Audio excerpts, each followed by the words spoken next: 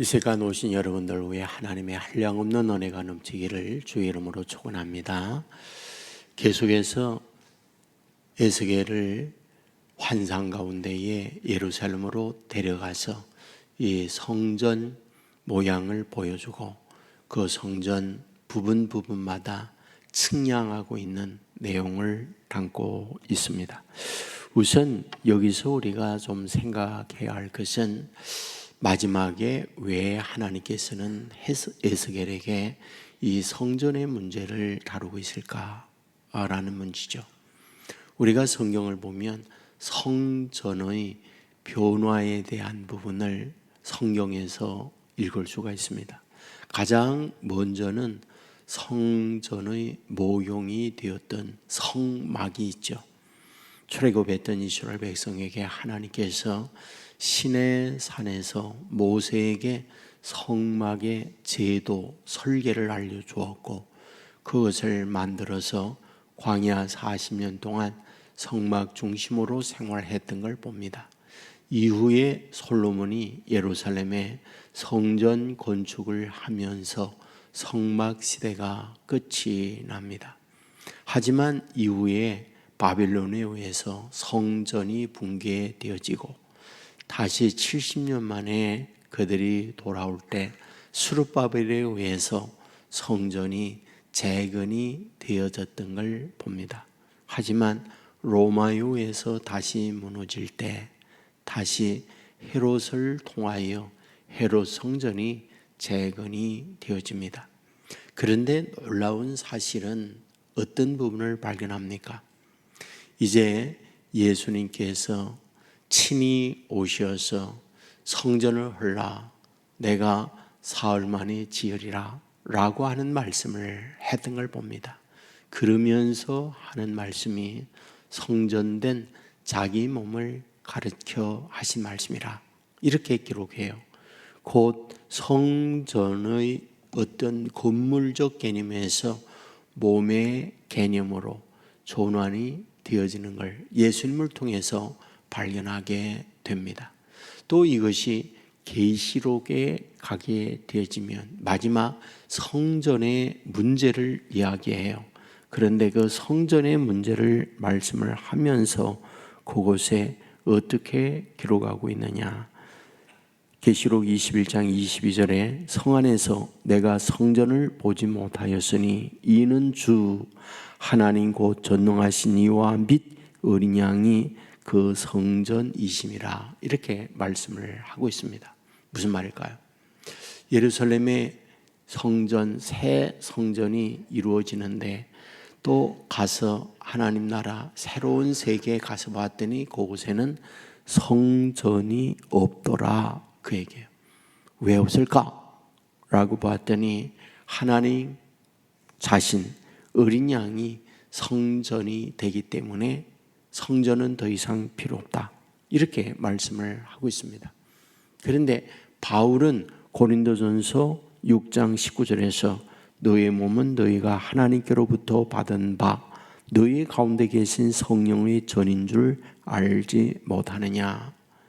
고린도전서 3장 16절에 보면 너희가 하나님의 성전인 것과 이렇게 말씀을 하고 있어요.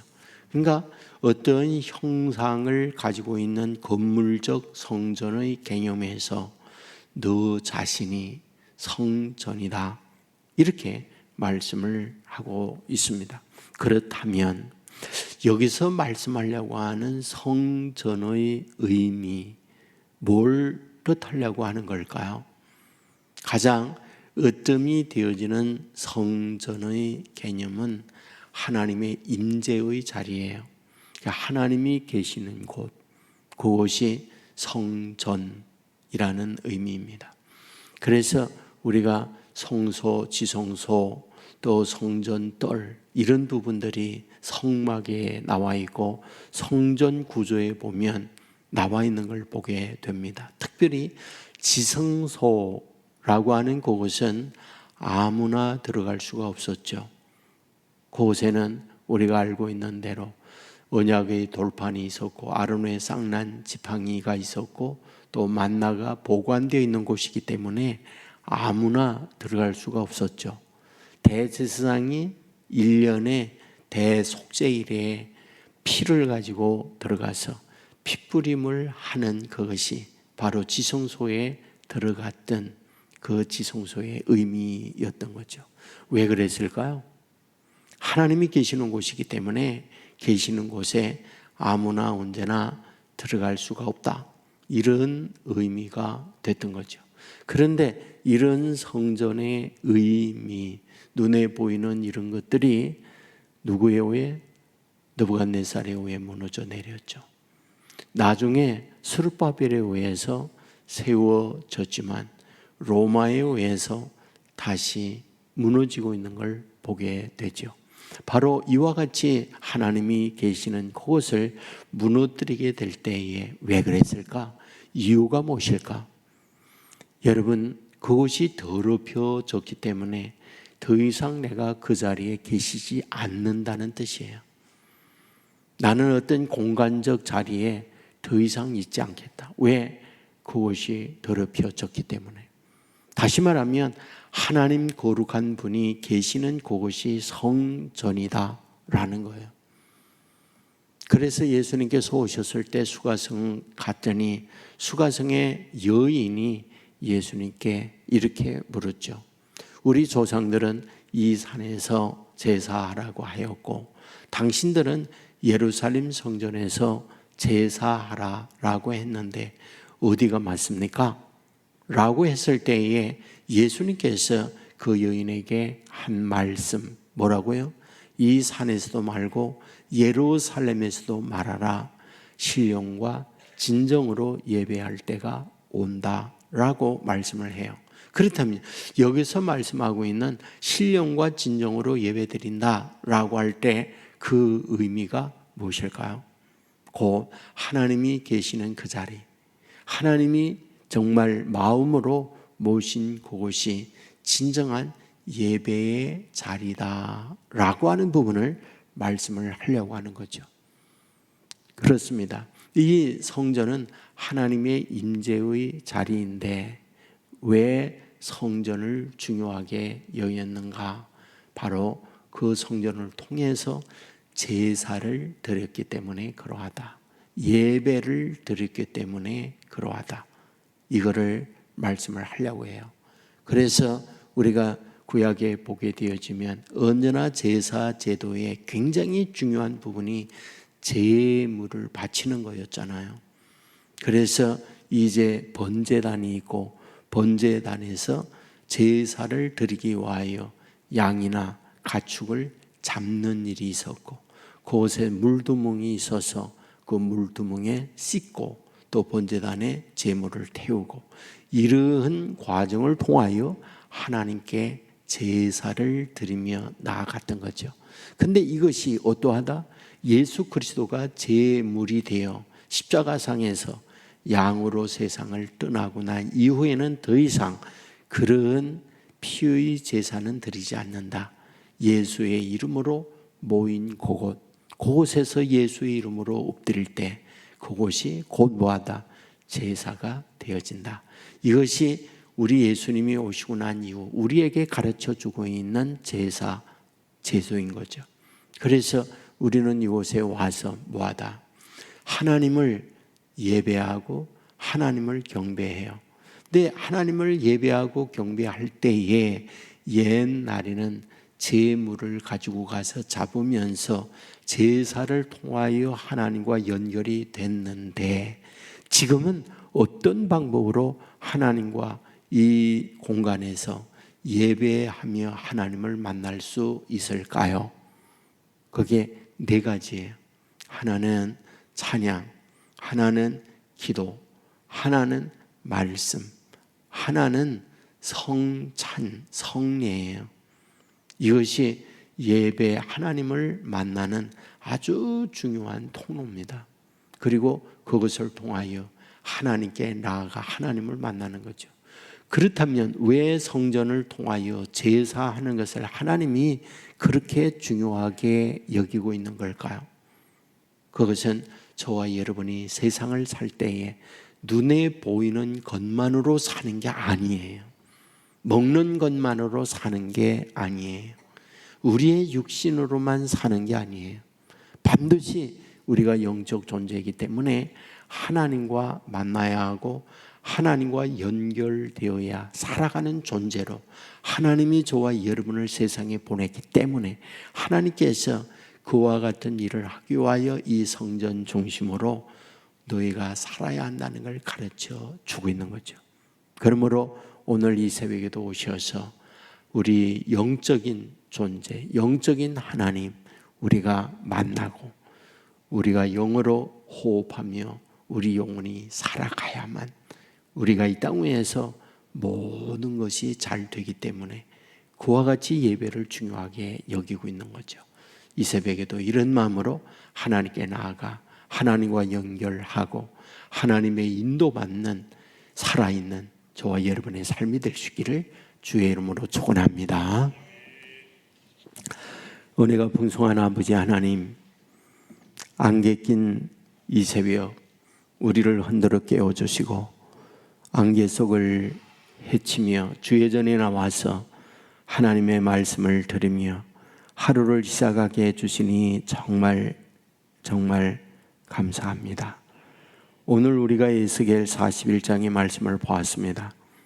이제 에스겔을 이스라엘 땅 예루살렘으로 환상 가운데 데려가더니 성전을 보여주고 기구 부분마다 측량하고 있는 내용을 보게 됩니다. 아버지 하나님이 어찌하여 많은 것들을 보여줘야 함에도 불구하고 이 마지막 우리 에스겔서 마무리를 하면서 성전을 보여주고 있는 것일까요?